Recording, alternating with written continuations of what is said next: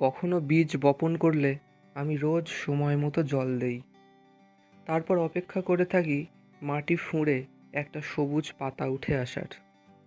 তখন মনে এক অদ্ভুত আনন্দ অনুভব করি। তাদের বড় হতে দেখতে আমার ভালো লাগে। গাছ প্রকৃতির নিয়মে ধীরে ধীরে বড় হতে থাকে আমাদের টবের মাটিতে। তারপর তাতে ফুল ধরে। ফুলের স্নিগ্ধতায় চোখ জুড়িয়ে যায় আমার। তারপর প্রকৃতির নিয়মেই ঋতুর পরিবর্তন হয়। ফুল শুকিয়ে যেতে থাকে। তারপর ফুল গাছ। আমি যত্নে শুকনো ফুলটি তুলে নেই। তারপর সেই ফুল থেকে সংগ্রহ করি বীজ। ফুল গাছের মৃত্যুতে আমার চোখ সুখ না পেলেও আমার মনে কোনো দুঃখ থাকে না।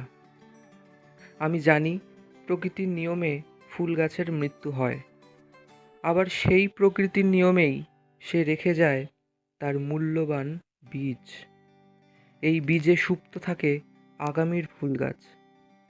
সেই ফুল গাছ, সেই ফুল গাছের ফুল এবং সেই ফুলেরই বীজ।